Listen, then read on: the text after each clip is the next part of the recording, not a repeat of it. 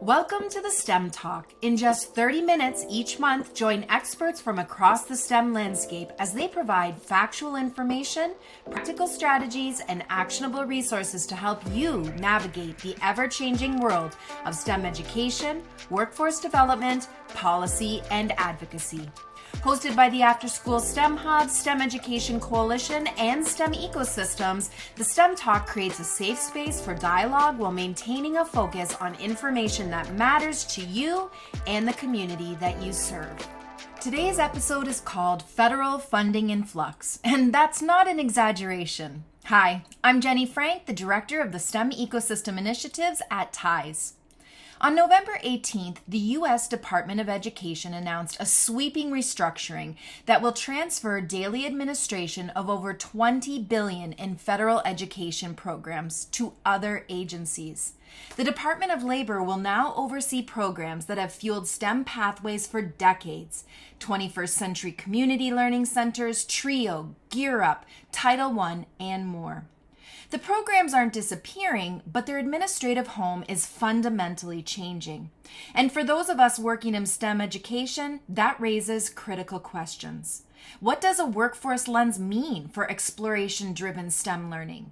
How do we maintain continuity for the students we serve? And what should we be doing today, right now, to prepare? That's exactly what we're unpacking in today's session. Let's welcome our guest experts. Della Cronin, Principal at Bose Public Affairs Group, James Brown, Executive Director of the STEM Education Coalition, and Leslie Brooks, STEM Manager at the After School Alliance. I just wanted to make sure that we started out with a celebration. In the House of Representatives, a National STEM Day resolution was passed introduced by Representatives Luz Rivas and Neil Dunn. So it was bipartisan. And it acknowledges November 8th as National STEM Day, but also recognizes the STEM education ecosystem as a education continuum and the importance of STEM education in developing not only our workforce, but nurturing a STEM literate society and utilizing STEM to improve people's lives. And it reaffirms the responsibility of Congress and the United States to ensure that all students have access to STEM education, and encourages industry and business partnership and transdisciplinary collaboration. So thank you all so much for supporting STEM education and all your great work. It's not going unnoticed. And with that, I will pass it off to James. Thank you, Leslie.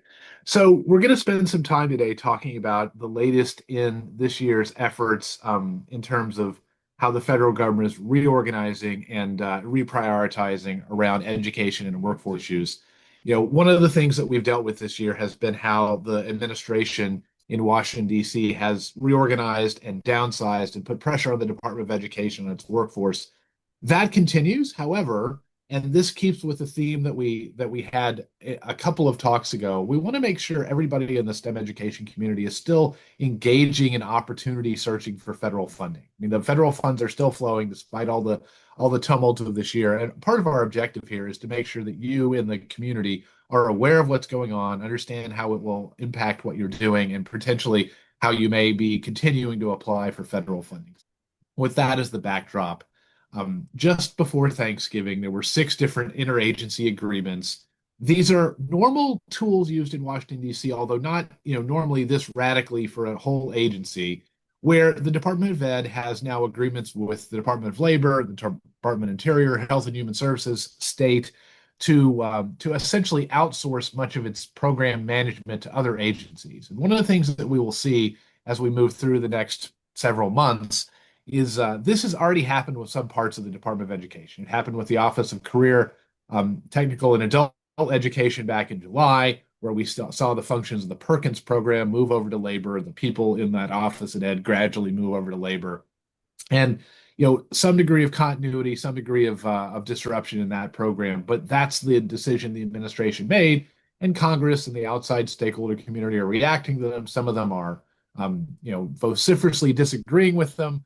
Congress, Democrats on the Senate side of Capitol Hill put out a broad letter this morning disagreeing with this.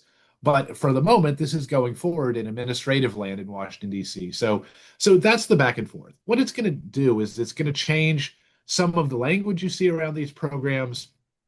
some of the priorities for these programs, and that will continue to roll out for the next several months. So now, the big implication is we're no longer dealing with a single entity that has the majority responsibility for education. We're dealing with several different ones, and that's a more complex environment, one in which we will address sort of piece by piece as we go forward. And Della put some things in the chat there. There's a lot going on in this space, so we're trying our best to keep everybody informed. Let's go to the next one. So, a couple of things to sort of start the conversation. So the grant administration, monitoring, technical assistance, data systems, IT, fiscal oversight, that's what's moving out of ed to other agencies. But what they're holding on to is, they have a large policy office. They still have the responsibility for regulatory changes, issuing rules and so forth. They have all the responsibilities for Congress in accounting for where the money is flowing to. This is in effect a move by the administration to follow up on the executive orders from earlier in the year to eliminate and downsize the role of the Department of Education. But it's also a recognition of the constraints of our constitutional process, where they're continuing these functions just in another agency. So in effect, Ed is becoming a policy hub, outsourcing its functions to other agencies. This is already being done in a lot of government programs around something, for example, like graduate fellowships. So the National Science Foundation now administers the graduate fellowships for every other federal agency, so DoD, Department of Energy, and so forth. There are examples where this works, but we've all followed the talk and the actions out of the administration with regard to the Department of Education. So we have some good information on what the intentions are here. So let's move on. So Della, why don't you take it from here? Sure. So I think as Jenny sort of previewed in her comments at the top of the hour, there are a number of big programs that are very important to STEM education nationwide that are going to shift to the Department of Labor. These include Title I, Title II, Title III, Title IV Part A, which is the Student Support and Academic Enrichment Grant Program, which we know that districts are using for STEM education programming locally, and those sorts of investments that support local needs. 21st Century Community Learning Centers. I think this group is very aware of how important the informal space is in terms of identifying and nurturing interest in STEM education. Literacy, arts, civics, rural programs, charters, full service community schools, all moving to the Department of Labor. There are operational changes in terms of monitoring, technical assistance, fiscal oversight, and data systems. And, I think one thing that the K-12 education world is grappling with in this shift is, it certainly embodies this administration's emphasis on education as a workforce development tool. As, K-12 education should be an endeavor that services the needs of the country's workforce and the country's overall economic goals. And I think that with this shift to labor, there will be lots of conversations over there about how best to use these programs to do that. How that affects, the statutory requirements of these programs. Schools are still going to have to test and in math and reading every year. There's still going to be accountability requirements with these programs. How are those requirements going to change or not in this new environment? That's an open question. I think we have talked throughout the year in these talks about how the STEM world needs to think more directly or make the link between what we're doing and career alignment more direct. And I think that this shift continues that shift.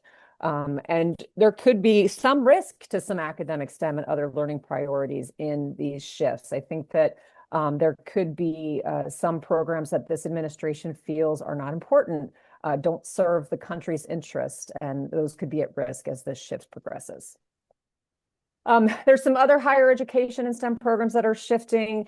Other programs that are moving to the Department of Labor are TRIO, Gear Up, those programs at minority serving institutions, research and capacity grants. I think that in the STEM world, we've been very aware of how important minority serving institutions are in producing graduates in those populations that have STEM degrees.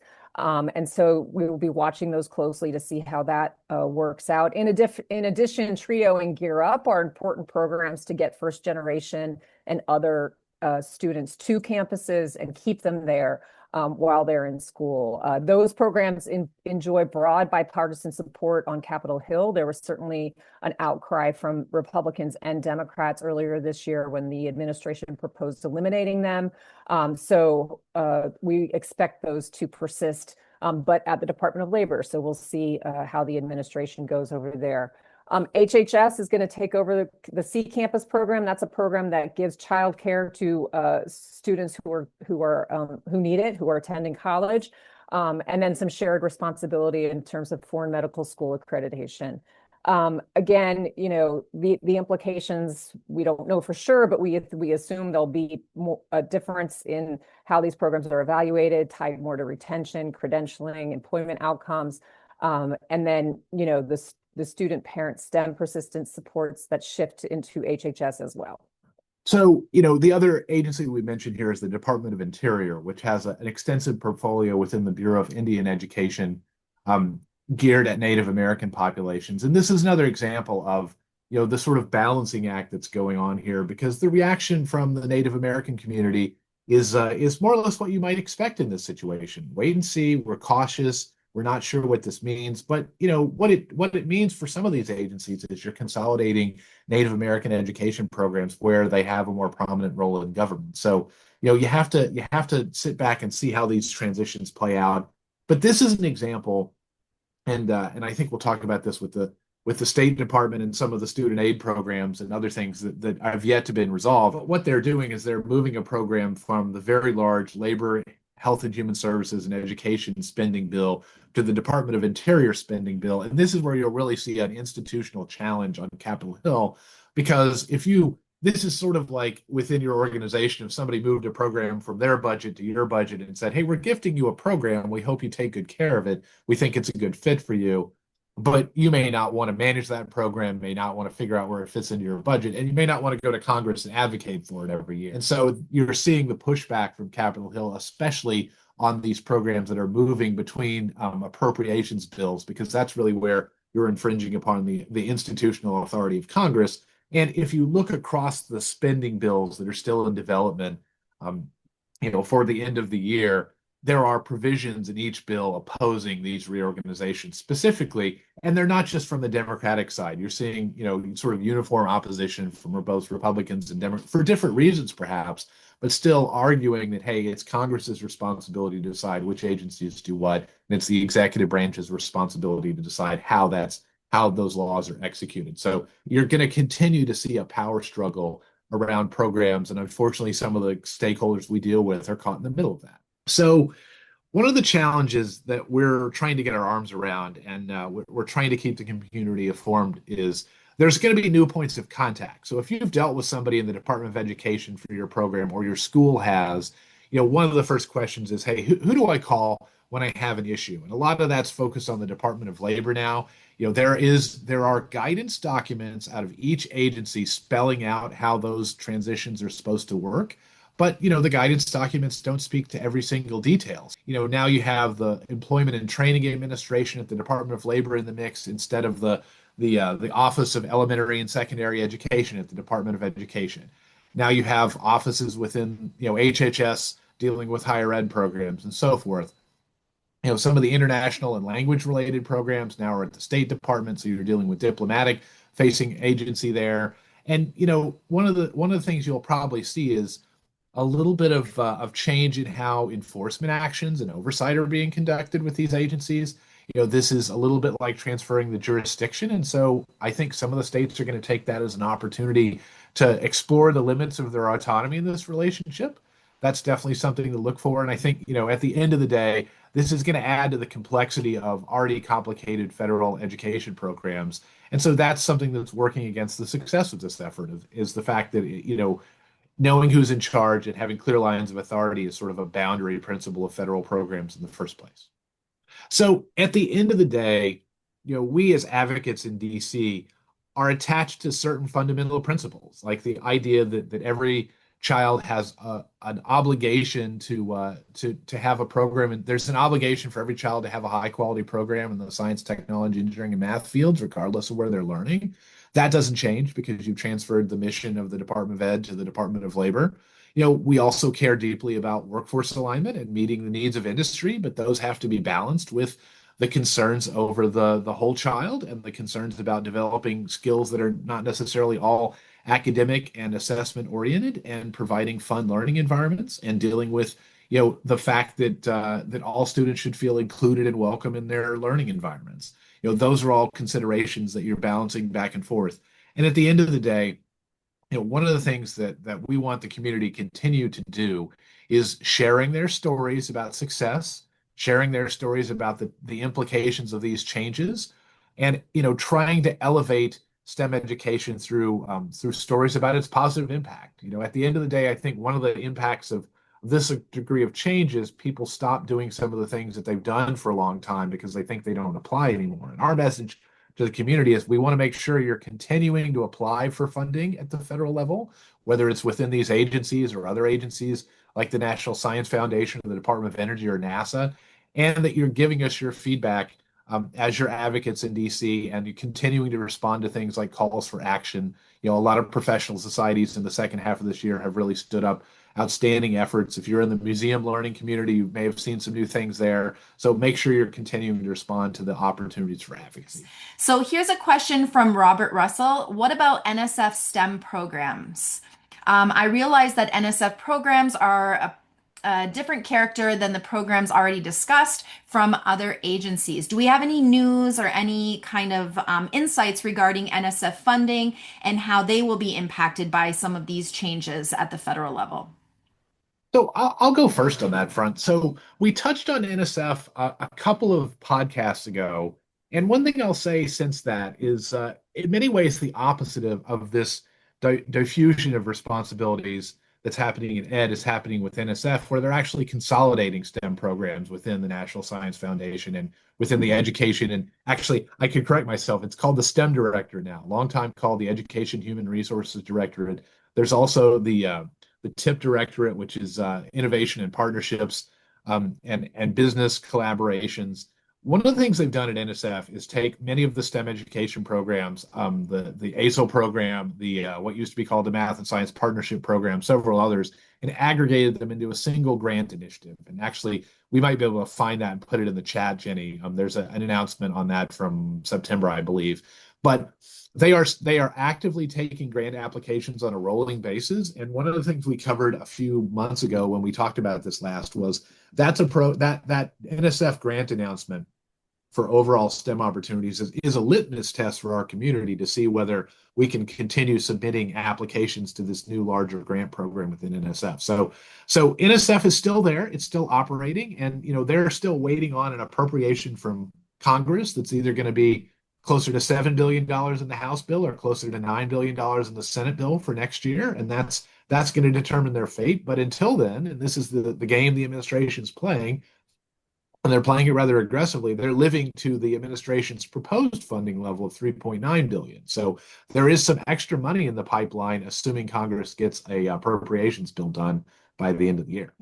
No, great question. And we can cover some of the other just as an aside, the Department of Energy has gone through a reorganization. The Department of Commerce has gone through a similar one around the CHIPS Act monies, and other things are work at NASA. So you're going to continue to see changes in the federal posture as we go forward, and we'll do our best to keep you informed.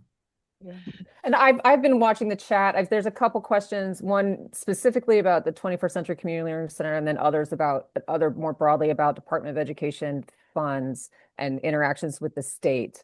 And I'll say, there's still a lot of questions about how all these things will work. Our assumption and what the signals are from the White House and the Department of Education, the Department of Labor, is that formula funds will still hit state coffers the same way they do now.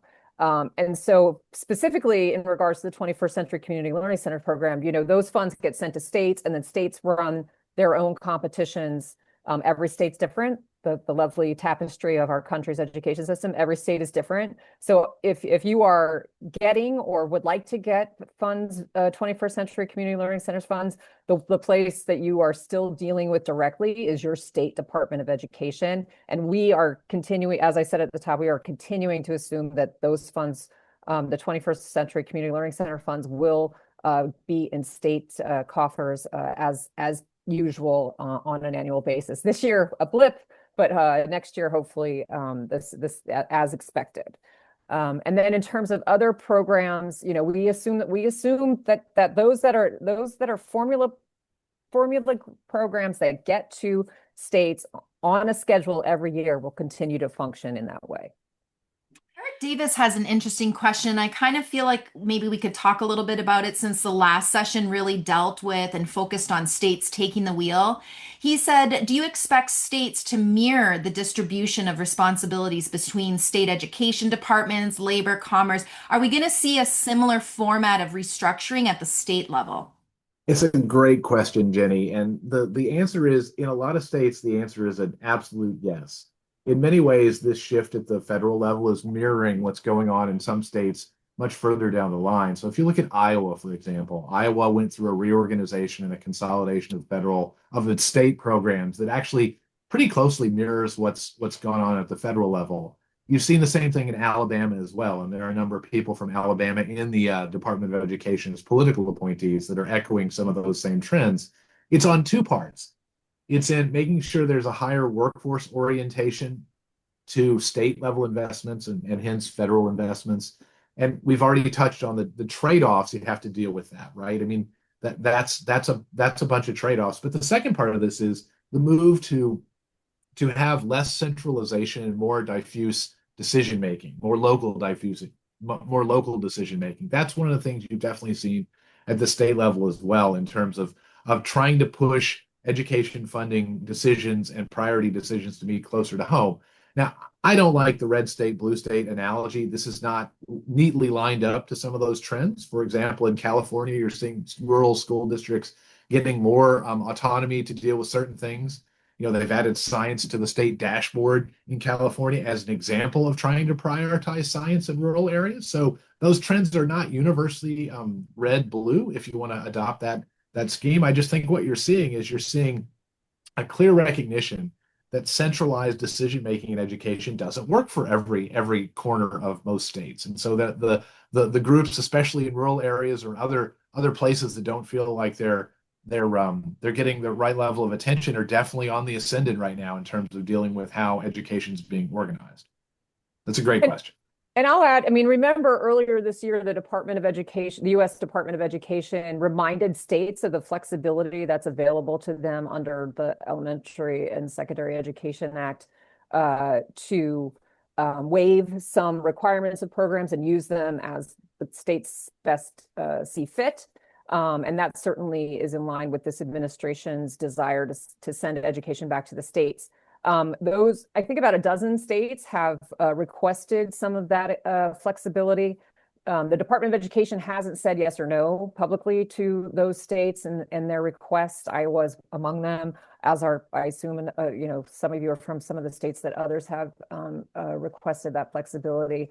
It'll be interesting for all of us to see when a determination is made on those requests, and I suspect that the recent interagency agreements might affect some of those applications. Maybe they'll change them a little bit. Maybe the department will ask them to change it a little bit, but we should all be watching that as well. Well, that seems to be the last of the questions that I'm seeing in the chat that you haven't really covered or answered in your main questions. Are there any key takeaways regarding where we should be thinking, as we close out 2025 and we gear up for 2026? You want to go first, Ellen? Well, I would say that for those of us who are continuing to watch the funding process, we have, if we have the end of January is sort of the end of the year for us this time around, since we are waiting for Congress to resolve FY 2026 spending, and we're hoping that, and we are getting the indications from Capitol Hill that funding for the Department of Education's programs, wherever they end up, are going to be closer to the higher level proposed in the Senate bill than in the House. I would take that as good news, assuming it materializes. And hopefully when we talk in January, we'll have a better sense of where those bills are. But I guess the sense is that December 31st is not the deadline for us. It's January 30th. That's a good key point to remember, everyone. James? I'll put two things on the radar screen for people to look at. One is just to put my constitutional hat on for a second. One of the things that's been talked about in DC for the second half of this year is the filibuster. And part of the reason why we had a government shutdown is because it takes 60 votes to approve a spending bill. And the actions of the administration are really aggressive, and they're challenging the limits of sort of, partisan loyalty and institutional prerogative. And so one of the things you're seeing is more and more people in DC in Congress are talking about potentially eliminating the filibuster, even though there might be in the minority at the moment, just because the inability of Congress to assert its authority in some of these federal agency decisions that the administration's railroad plans and other executive actions are producing, we may well see the elimination of the filibuster in the next year or two. So that's one thing that will really affect the prerogatives of Congress and the implications of one-party control. So that's one thing I'll just put on your radar screen. And the second is I'll take it back to career-connected learning. That's the best term I have for talking about workforce alignment. That's an area where I think those who are STEM advocates have to ask the question, like, what am I doing in the area of career-connected learning, and how do I answer the questions about how to balance that with some of the other education priorities, whether it's inclusiveness or it's a well-rounded education, or it's making education fun and not a labor, or how does that factor into testing and assessment? Because I think the trends that are at work right now around career-connected learning and the implications of artificial intelligence and all the direct disruptions that are already starting to happen in the workforce are going to force everybody to re-examine, are my skills relevant for the economy that's going on today? And if I'm in education, what is my role in speaking to that equation at a time where I'm trying to balance those competing concerns for my time and my priorities? Thank you for joining us for this insightful discussion on the policy landscape affecting STEM education and workforce development. We hope you've gained valuable perspectives and actionable strategies from our conversations. We'll continue this important dialogue with critical insights about top STEM priorities and more guidance on navigating the current advocacy landscape. To learn more about the work of STEM Education Coalition, After School STEM Hub, and STEM ecosystems, please visit our websites. Until next time, keep advocating for a strong STEM education and workforce nationwide.